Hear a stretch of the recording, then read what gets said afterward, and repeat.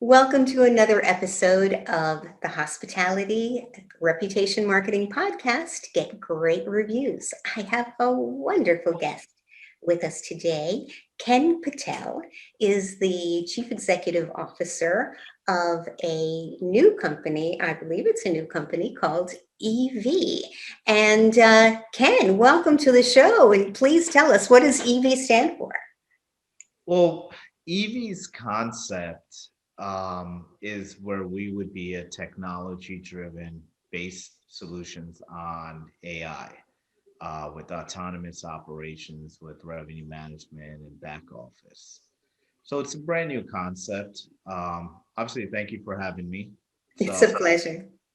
it's a brand new concept. As I say, the old school management tactic um, needs to be obsolete, where we need to kind of look forward and have a mindset of how things need to be rejuvenated and reinvented.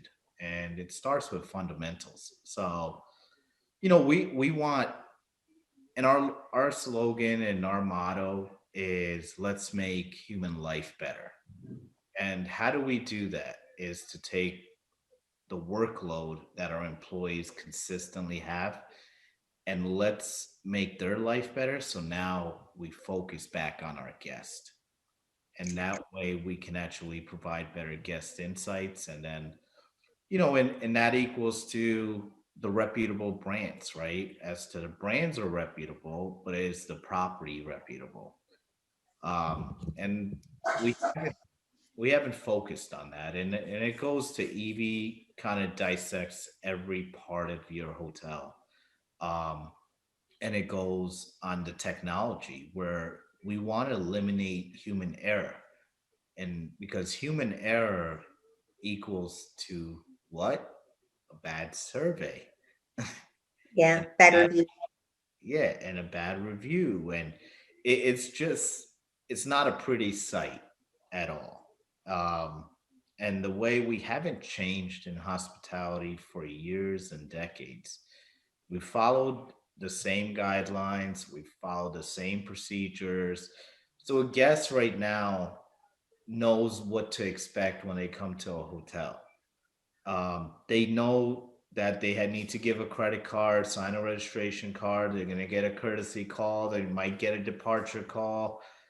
They might get one or two employees that might say hi. Eight of them might not say hi. So their expectations of the industry have been the same for years, and we would change that, and we would change it and revolutionize the industry, and that's what EV is. Well, that sounds wonderful.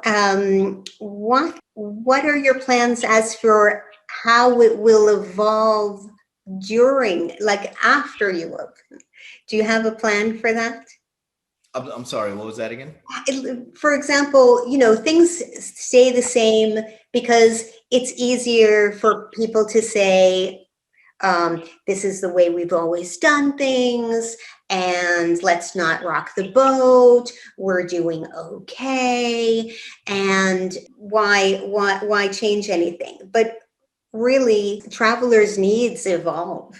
And one generation after another has different desires or beliefs, and they also observe things out in the world. And because they observe those things, they aspire to enjoy those things. Right. So there needs to always be some sort of an evolution, even after you open, Hmm. for getting adapting, right? Being agile. And what we would say is that we want to provide what you have at home, and we want to bring it to where you're going to currently stay. Whether it's with technology or what you're comfortable with. And the technology that they have at home isn't what the same technology they have when they come stay at a hotel. And I don't mean streaming from your device to the TV. Hmm. I mean the full experience, as to you would not be giving your credit card and your ID when you check in. You would be able to order food through the certain channels that we would have, because we do have, and our first prototype should be coming out very soon. Part of the four phases is that it's an all-in-one technology with everything included, everything. Where the guests will be able to scan a QR code at the front desk. They would be into the technology at that point. They would be able to order anything through Amazon, Walmart delivery, DoorDash, find the local restaurants nearby, find activities, um, able to communicate with the staff of the hotel to if they need towels, if they need something's broken in their room, if they want the breakfast hostess to bring their breakfast up to their room or put it in a tray. So all these things are being redone in the way that's going to give the full guest experience. Am I Are we going to have the 20% that are going to be what I would say against it for a short term? Everything short term is when there's a new idea, it's not 100% sold. When there's a new idea, it's like Tesla. Nobody was sold on Tesla when it came out, but then now, end of 2020 during a pandemic, they sold half Wow. a million cars, right? They sold Mhm. a half a million cars. They changed the auto industry Indeed. completely. The auto industry was the same for 100 years, where you had the same kind of cars, the same way they operate, and nobody was ever able to revolutionize it. Now, Elon Musk has revolutionized it. He's changed it. Now you're not going to be buying Mercedes and BMWs and Toyotas and Fords and GMs. What he did was that he made them do what he currently already has. They had to change. That's right. And we are going towards that, as in we shouldn't be at the point in the largest industry in the world where a guest still has to give a credit card and their ID to check in, sign a registration form, come down for breakfast as no option, doesn't know what's on the menu of breakfast, that has to call the front desk to get somebody to fix their toilet, call the front desk to have somebody bring towels up. All these things are a technology item. They're a technology item. And we can't have brands that still operate in a DOS PMS system. Indeed. I love what I'm hearing, and especially that you say everything will work together, because it's so frustrating the way we have so many different layers and stacks of systems that And I'm don't sure talk you, to each other, or fail to talk to each other too often.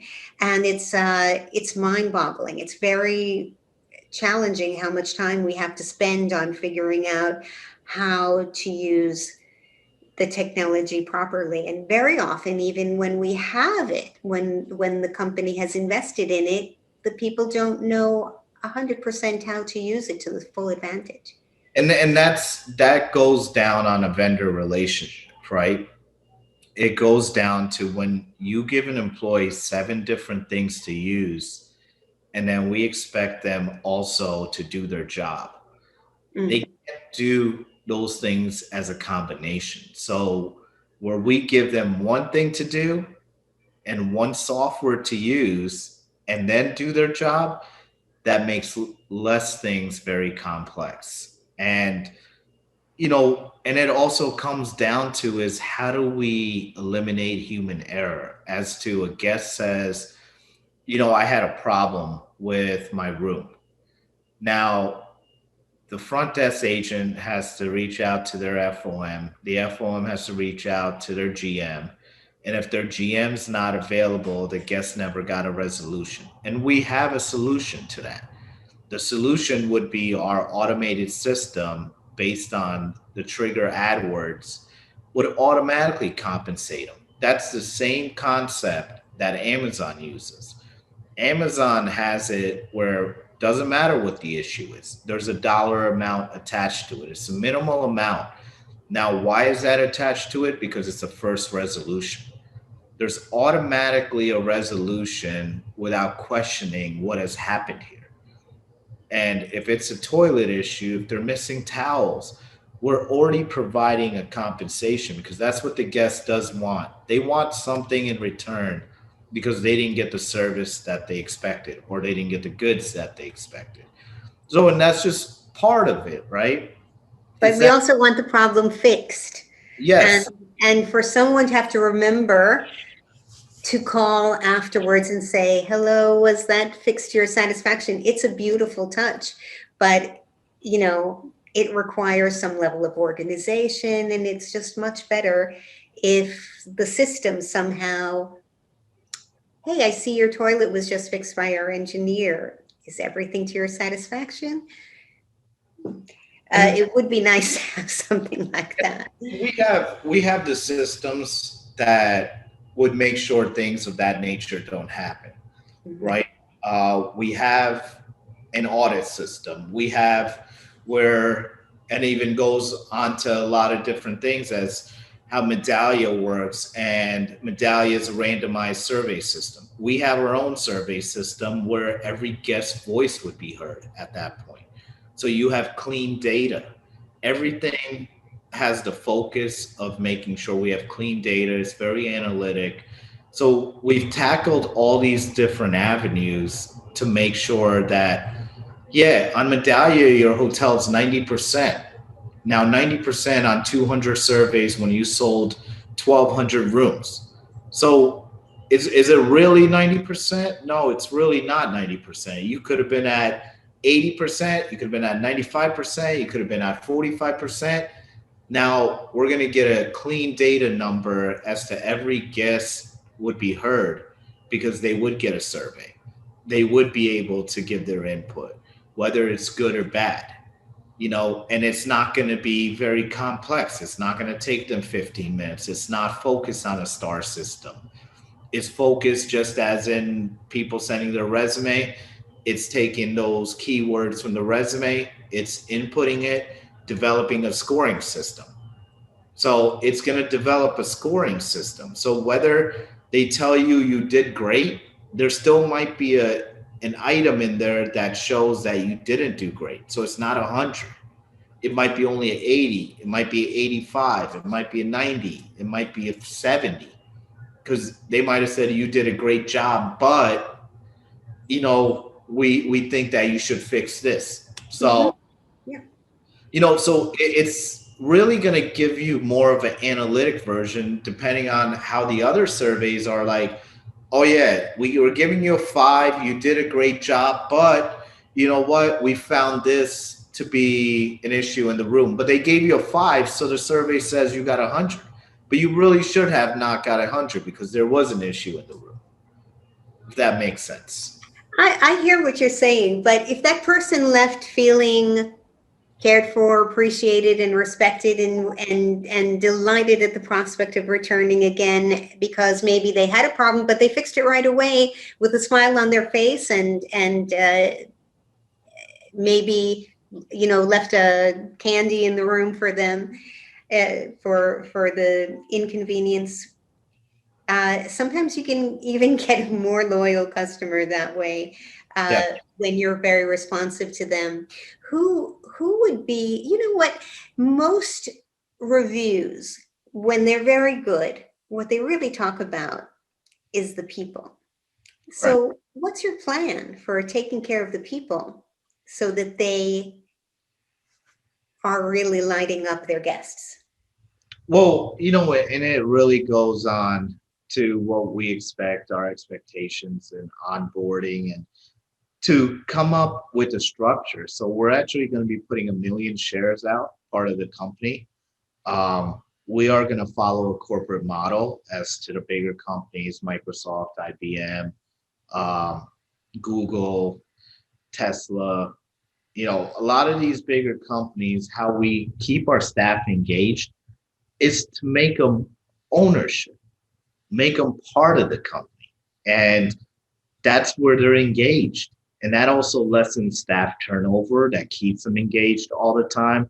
They understand that, we're part of this company. and we're part of something big here. And, you know, we want to develop the culture that I can't stress this enough is when I hear people use culture, they think that the only thing part of the culture is our employees are happy. No, that's not part of your culture. That's only one part of your culture. Culture is making sure your guests are happy, your employees are happy, your employees are coming to work. What's their ladder? Do they have a ladder? Do you expect them just to be at the front desk the whole time? I mean, are employees engaged? Do they know brand identity? Do they know what the company's portfolio is about? Do they know the company's profile? Do they know exactly what to do when they're at work, what their expectations are from the company and the brand? This is part of the entire culture, right? Hmm. Brands do a great job on service culture.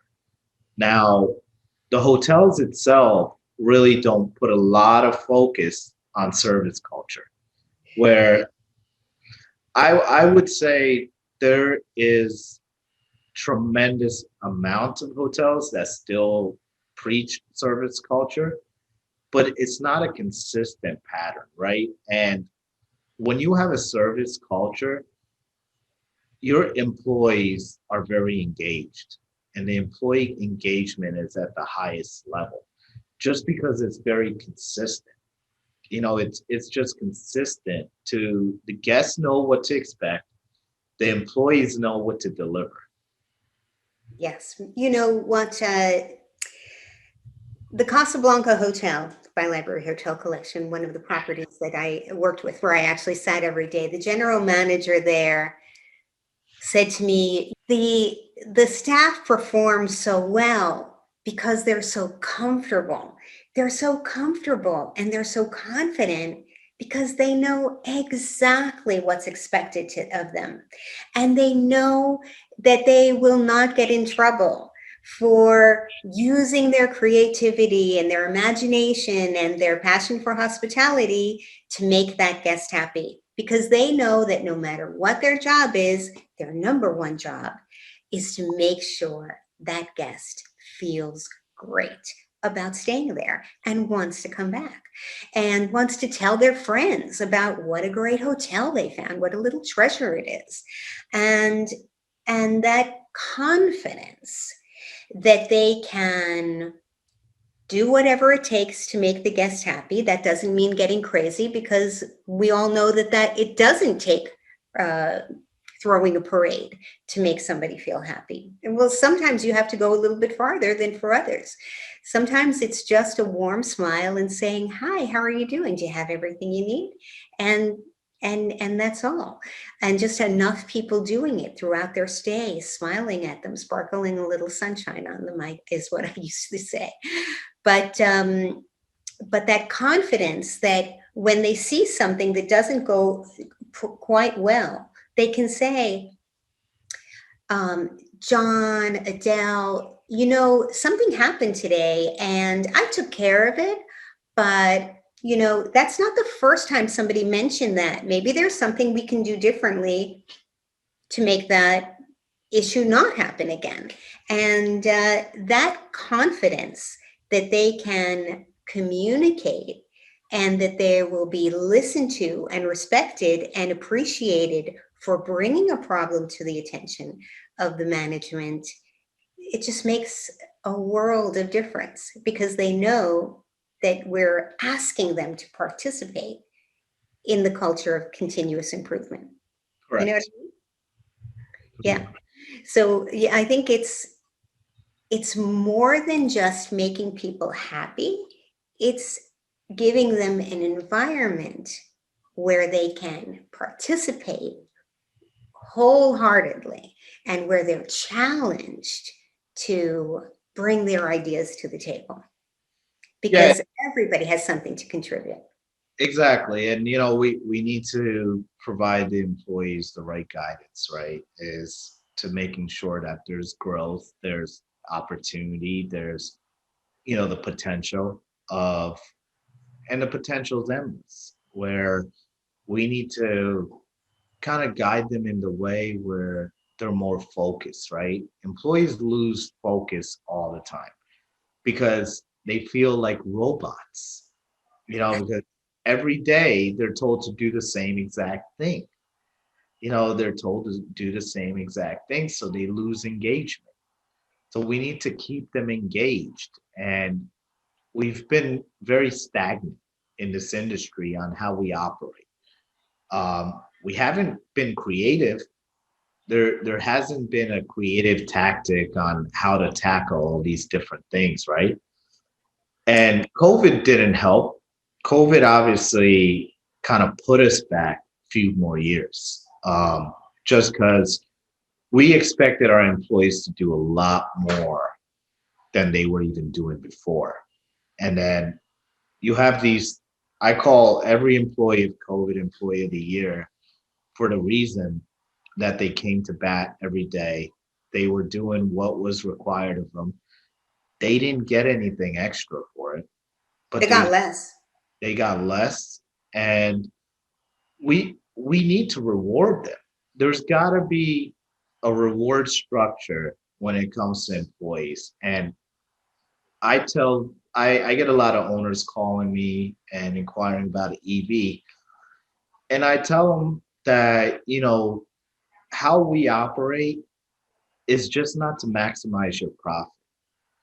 We want to make sure we minimize risk, but at the same time, minimizing risk means we want to have longevity for your employees. So we don't want you to have a front desk agent today and then next week they're not around. Same thing with the housekeeper and other departments. And why that keeps happening in this industry is we're failing with what we do when it comes to onboarding, with incentives. They have nothing to look forward to. All they're doing is collecting a paycheck and they're getting the same paycheck every week. Now, can there be a better incentive program? Of course, there can be. What we've came up with is that better incentive program where we are keeping employees engaged. And employees are the driver when it comes to our guest satisfaction. We can say all the right things. I mean, we can tell them, say this and say that. But if they're not engaged and they feel that, their potential is great, well, why am I keep throwing tens out there if my tens equal nothing? If my tens equal nothing, I mean, we would have a survey incentive, we would have a front desk incentive, we would have a housekeeping incentive. And I love how for years it's like, oh, if your name lands on the survey, we'll give you X amount of dollars. But that's really not an incentive. That's really not an incentive because that's really not clean data. As to if the department does well, it should be a team effort, and it I is. 100% agree on that. You are rewarding um, undesired consequences if you reward individuals Yes. who, because, they'll have their cousins, write something or whatever. And you do not want to manipulate the No, data. and You don't. we don't believe in individual achievements. Yeah. The hotel's a team effort, Right. Yeah. and it has to be a team effort. We don't just say, oh yeah, because employee A did well, we're going to reward employee A. No, we reward a department, we reward the hotel, and that's our philosophy. Is that it's not an individual thing. It's not one front desk agent. It's not one housekeeper. It's not one sales. It's not even one GM. The GM looks great because of a team effort. It's an entire collaboration of a team effort. And that's what we look at is our incentive program is geared on a team and not just an individual. So, I think that helps an engagement effort, right? That puts a whole team together. That puts a whole department together that they know if they work together, they're going to be rewarded. They don't have to work by themselves all the time.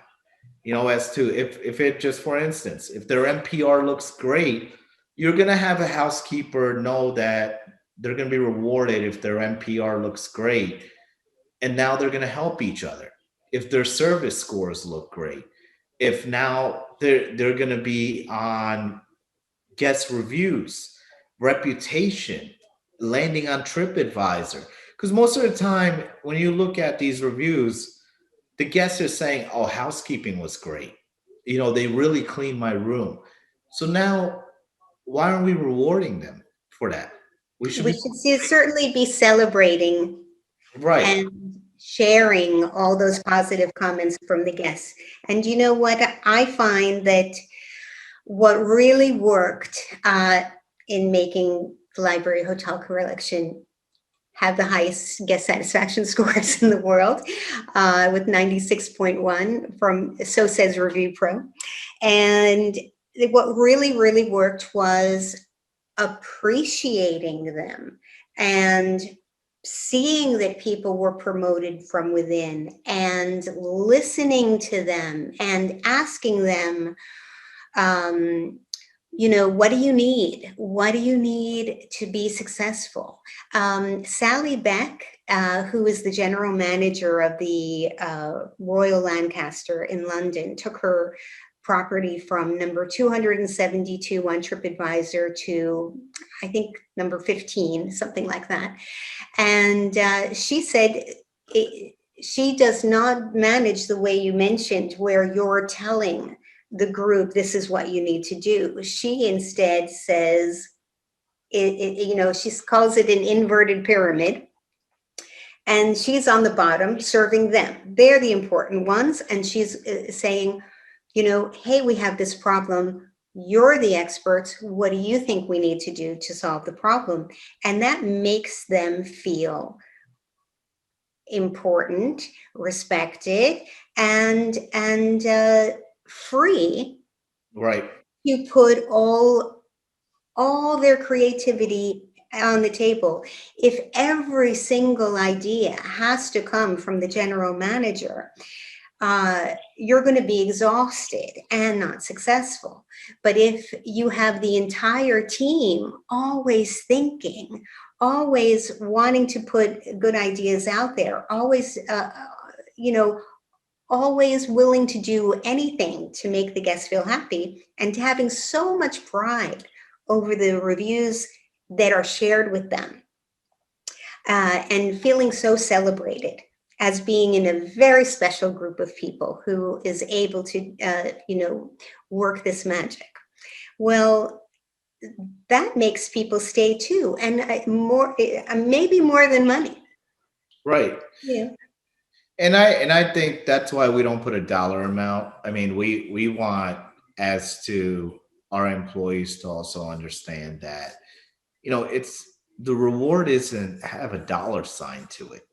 The reward has a lot of different perspective to it. We want to kind of show that, okay, you're part of this company, you're part of an industry that you have choices. People have choices, employees have choices, owners have choices, the brands have choices. Everyone has choices. Now we have to make smart choices. And for us to make smart choices, we want to grow you, and we want to provide the analytic way. And that's to show you how well you can succeed in life. So, I mean, it just goes down to the employee engagement, to making sure you have different service cultures, right? And different types of service, right? It's just not, oh, make sure Mr. Smith always gets or Mrs. Smith always gets. Make sure you say hi to every guest. I think just putting that perspective that we keep telling them to do the same thing over and over, and there's no differential to it. We need to create the differential to it as to, okay, this is what our expectations are on a daily basis. This is what your onboarding would look like. This is how we deal with certain types of guests and the level of impact it might have. So, and we've always looked at, okay, what if there's always positives, right? We talk about the positives all the time, but do we emphasize on what if there's negatives? If there's a negative situation, what do we tell our employees to do? We forgot about the negative situations where we just tell them, okay, if you deal with the guest, if a guest has a special request and we don't have it, just tell them that they're only on request only, and it's not a guarantee, right? How many times have we heard that? A million times. It's so frustrating. And that's not service. That's No, not. running to Macy's and getting a different kind of pillow, that's service. That's Yes. how it should And be. I think on one of the podcasts I gave the example of years ago when I was in Dubai on an internship. They had about 1,000 rooms there, and it's the first resolution is that we don't need to call a GM and tell them, can I go, how do I fix this problem? It's more of, and this is where our training comes in, is that you are the GM. Everybody is the GM when it comes to a guest. And you need to solve that issue right there and then. If that means you need to take money out of the drawer or kind of expense it with your own funds, and you'll get expense back the following day or whenever that might be, we are not going to hold that against you. And the brand isn't going to hold that against you. They don't care. I mean, I'm not going to say they don't care, but I'm going to say that they'll be happy that you took care of the guest. If you're not complying with that issue for the day, it's okay, because you can always let the brand know what you had to do to fix that issue. Even though you might have ran out of cribs, doesn't mean you don't need to go buy another one. You can go buy another crib. Now, what you do with that crib afterwards is up to you, but now you kind of guided that situation, right? You made sure that we were able to resolve that issue. And the proper way to resolving it is obviously to letting the guests know, unfortunately, we only have three, but we are going to help you. If you give us a few minutes, we're going to just go to a local store and go get you one. Now, how well would that go? Great. For Yeah, sure, it will go great. right. And And we have, like I mentioned, we have a lot of owners that reach out to us, and we tell them, look, there will be no cap to what you do. We will guarantee what you will make on a percentage level, but there will be no cap because service is going to be the critical point. Um, and you're not going to cap us to what we will spend to make sure you're the most profitable, also to make sure you're the most serviceable. And we will make sure this hotel runs like clockwork and you are on top 10 everywhere. But we're not gonna, if you want to utilize us, that's what it's gonna take. But if you don't, then we're obviously gonna say good luck to you and we hope you the best. But we are not gonna cap a number on service. As to service doesn't cost money, but helping guests sometimes does cost money, and we need to make sure it's a minimal cost. It doesn't, it costs you less to replace that crib than it would have to get a guest relations fee of 150 to $300 plus comping the room of 100 to $200. So you need to look at the analytics side of it, is that don't worry about the dollar amount. And that's what we keep going on, is that we're not focused on the dollar amount. We're focused on the service.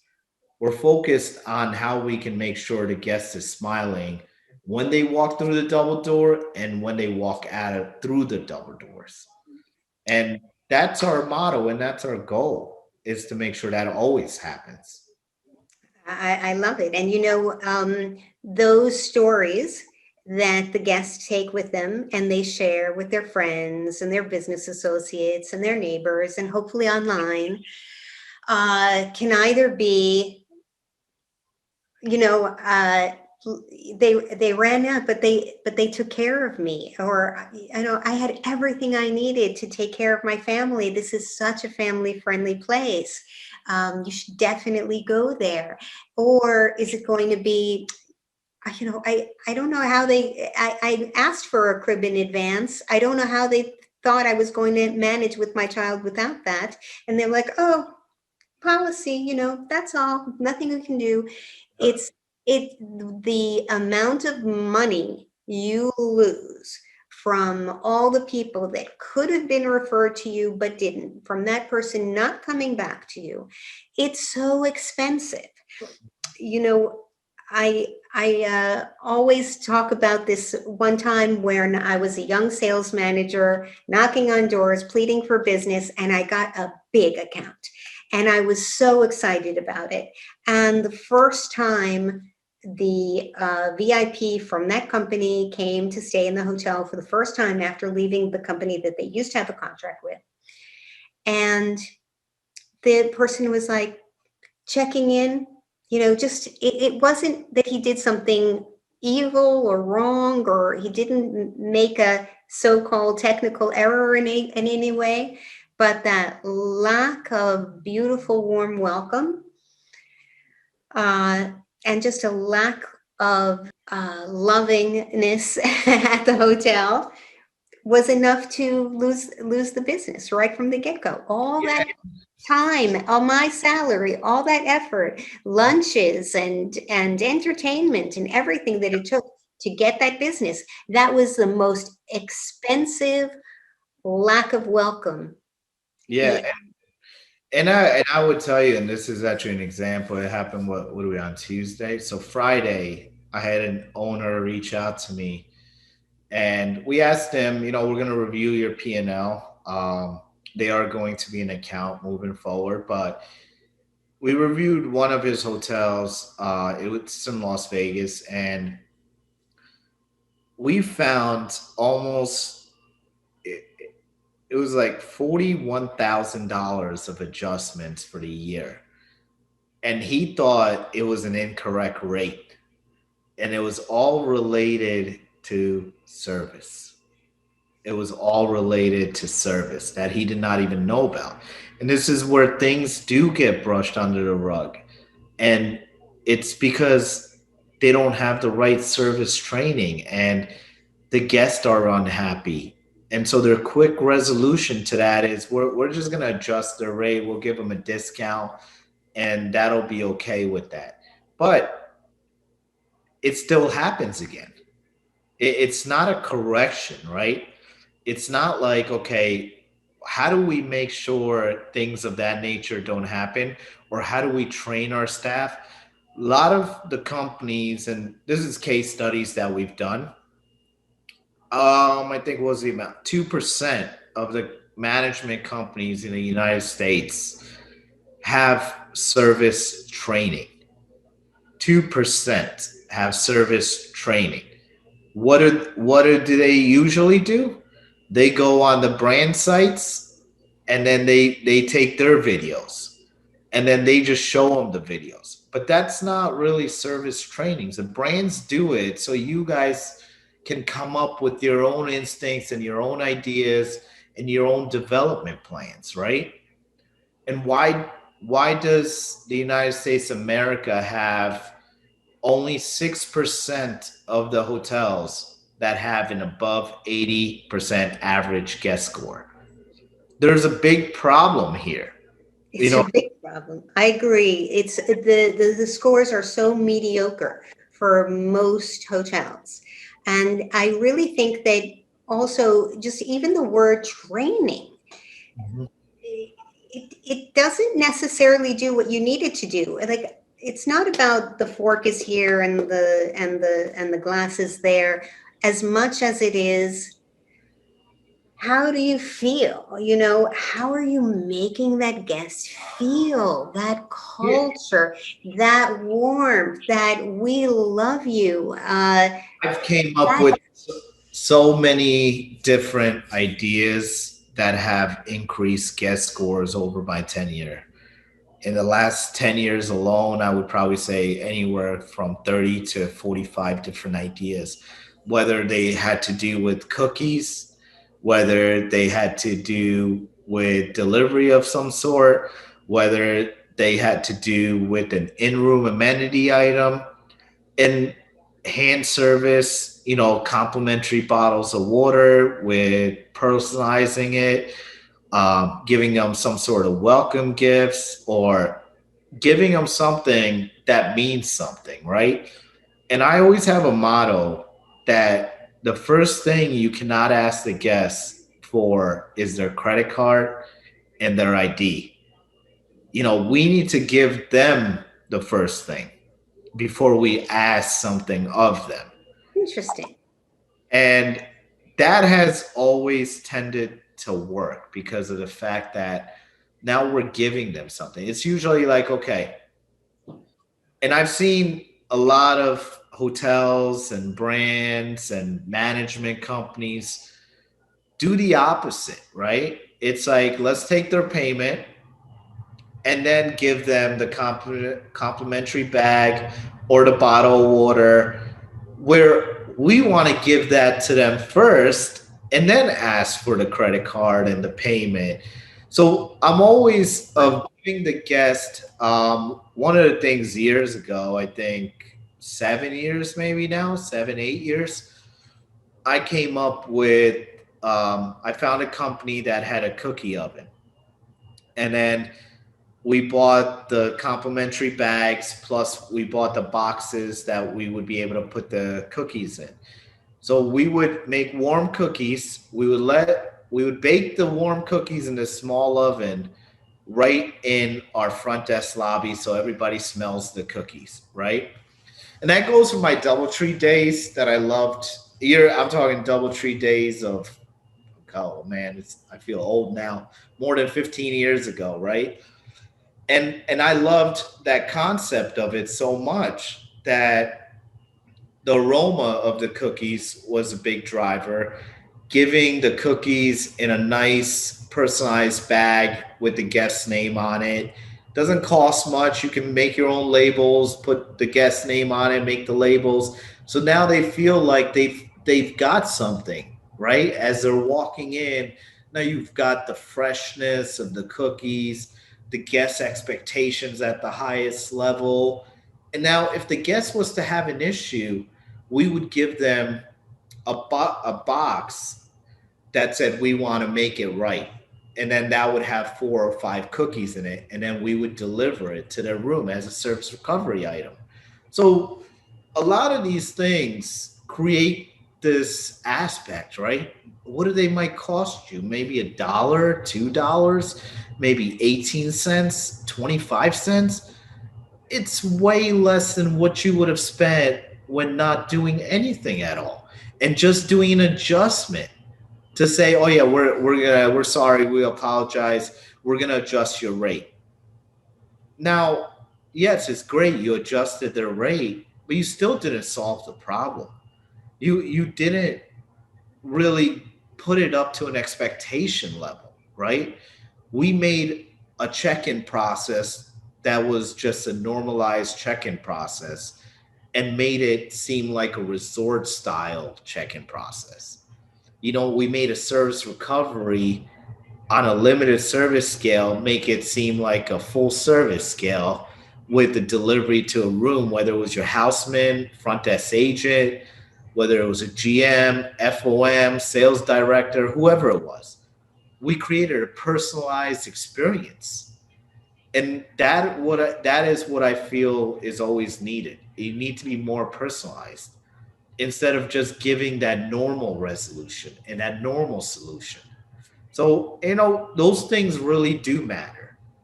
And we've went away from it.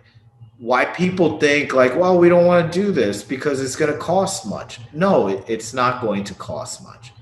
But you do have to know you have to strive an extra mile to do it. And you have to teach your employees. If your employees understand that we're doing things like this, you're creating a service culture now.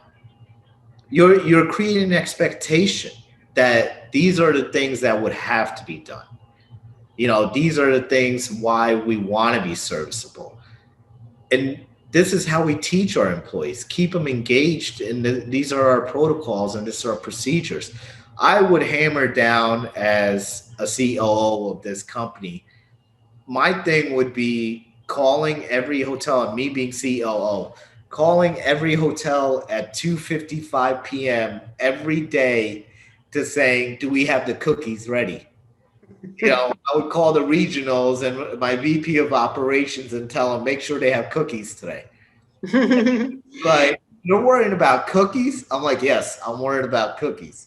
So they always knew I was big on the cookies. So I would just pretty much want to drive it. I want to kind of have it in people's minds that this is what we want. I don't care if you forgot to take the payment. You can get the payment whenever you want. Okay. But do not forget the cookies. Uh, You remind me of my former boss, the owner of the Library Hotel Collection, Henry Callan, because he used to call all the time the individual hotels and say, "What's the music like in the club around? They're going to come for wine and cheese soon. Make yeah. sure it's not too loud or not too quiet. It has to be just right. Lovely kind of music so that they can have conversation, and make sure the atmosphere is beautiful so that they walk into the room and feel great."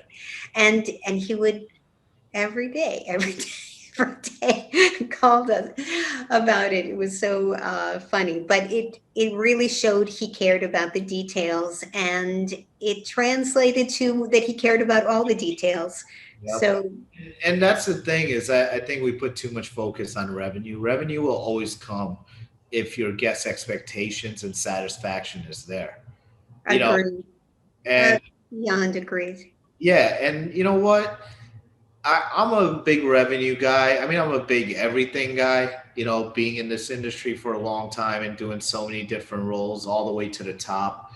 And to kind of see that my focal point all the time is our guests, is to make sure that our guest satisfaction scores are great. And there's different ways to get it. I love when people tell me that, oh, we're an economy brand, so our guests are going to be like this. No, no, that's not how it works. Your guests are your guest. How you approach your guest, it doesn't matter if you're a 1 star or you're 5 star, you're an economy or you're full service or Mhm. service or limited service. It's not going to matter, but you have to have that expectation. You have to know that these are certain protocols, these are certain process. This is how we want to approach things. This is how we want to handle things. If it's a minimal cost, let's do it. You go buy 24 bottles of water from Costco or Walmart. It Exactly. costs you 18 cents for that bottle of water. If you times that by 1,000 rooms that you sold for the month, what does that cost you? What did that cost you? You know, Now that guest expectation and that satisfaction jumped up almost 8%, set 9%, could be 18%, whatever that number might be.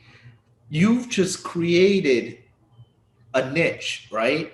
Everybody knows that every time they come to this Four Seasons or they come to this Comfort Inn or Holiday Inn Express, they know that they're going to get a bottle of water. They know what to expect. And now they're going to go to another brand and another hotel. And they're like, oh man, that hotel knows what they're doing. They know what they're doing and they do it right. So now you've created a niche and a brand for your property. And that's all about the brand and property identity, right? It's about properly marketing your product. And that's where we lose focus on. Yes, Is we don't focus on how do we act like our own property and not follow these certain protocols that we think is right, but it's not right on the guest expectations and it's not right on the guest satisfaction. absolutely. It's an incredible billboard to have reviews 5-star reviews and work your way up on TripAdvisor is an incredible billboard for your brand, and people will choose a more expensive hotel, if it's within what they can afford, if they see that the experience is worth it. Right. And that's the thing is that you don't have to sell a $300 and $400 room night to provide great service, right? Service doesn't have a number. You know Service, that. Go yeah. ahead. And that's and the added things and the added items do provide that great service. And that's what I said. I've created enough. I even created during COVID that we had something that was called contactless amenities, where we took simple ice bags. We put the shampoo, conditioner, soap, everything. We eliminated the amenity trays from the bathrooms. We put it at the front desk. We took the ice bag. We put all these items inside the ice bag. We went to the dollar store, bought all sorts of ribbons, used the scissors to tie it, make it look like the swirl kind of way. And we gave it to every guest that checked in. They loved it. They loved it. They said, and for that, it was a safety protocol, right? As now no one's touching that. It's part of this sealed bag, and every guest is getting it. Now, that was a benefit on a guest perspective with their satisfaction and expectation. On an owner's perspective, now there's not a lot of usage, right? Mhm. There's now you're just not throwing things away. You're not always placing it in the bathrooms and then no one's using it and you have 10 different people touching it or somebody uses a little bit of it. Most of the times the guests would just be like, no, I brought my own or I don't need it. And that's what it would happen there. And this is all about is to how we become creative and reinvent hospitality. There's a reason why hospitality, if we go look it up in the dictionary and the meaning of it, it says what is hospitality and how to be hospitable. And those two things have to be a combination. And if we're not doing that, don't expect to get great surveys and don't expect to be a reputable property. And you're not going to be on TripAdvisor on the top 10 list. Mhm. And it's given. I mean, we're in the world of social media. So it's like if you think that you're not going to be creative and you're not going to provide good service, then your property is going to dwindle. It is going to come down. And your revenue, what you saw, what it was, is not going to be the same revenue. And it's going to have a decline. I don't care if you go hire a $250,000 revenue manager, that person is not going to make your property more profitable and they are not going to bring more guests in. The guests are very accustomed to service. They look at social media. I mean, personally, me, myself, I when I order off DoorDash, I'm looking at the reviews of the restaurant, how many they have. I'm not looking at every single review. I'm looking at the quantity of reviews that they have. And I'm looking at a star system. That tells me right off the bat that how well it operates and how well their service is and how well their food is. And that goes off on hotels too. I look at every hotel that way. I look at Amazon products that way. I buy, if it's the same exact product, even though one product might be cheaper than the other, I look at this product's got over 2,000 reviews. It's got to be good. And that's the 2,000 and very high-end reviews, not 2,000s of reviews. Absolutely. It's changed how we choose a doctor. yeah. It's changed everything about how we make decisions. And frankly, as important as travel writers are, Mhm. I mean, I would trust a guest that just checked out of that hotel last week even more than a travel writer, especially if there are thousands of more reviews that sound just like that over the years. And that's the thing, is that we need to put focus back into it. The, Absolutely. the brands do a great job. The brands have to put a threshold, because for years and decades they've seen that people don't follow the rules and regulations that what they want, and they have to provide it even on their QAs, as to follow this. You need to be at this score. You need to get this score to pass your QA. You need to make sure you don't get a fee from the franchise if you follow below this score. It's because they've seen it for years and decades that we have not been service oriented, and we still aren't, because that hasn't been a driving force. And that's kind of where it does go back to how EV operates. We have all these drivers, and this is where we focus on. This is kind of where we want to make sure the brands and the properties are reputable, how we would create a service culture, and how creative we're going to be. It's creative on a hospitality side, creative on a technology side, where we would create the ultimate guest experience, the ultimate guest experience. And that's what we want to do. Well, congratulations. Thank you. Sounds so exciting. I can't wait to see what you're going to do. And I hope we get a chance to talk more about it. Uh, Kenny, do you want to mention anything else before we sign off? How people can reach you, if or anything else? Yeah, so we have our website up. It's not completed yet, but you still can go on it. You can see there's few videos on there. I believe one with me on a podcast, and a partnership that we're doing, that deals with housekeeping. So our website is www.evhotelgroup.com. Our email address is evinfo@evhotelgroup.com.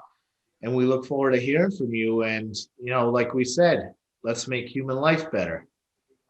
Sounds great to me. Thank you so much for your time, Ken. It's been a pleasure talking to Having me. you. Appreciate it. Bye. Have a good one.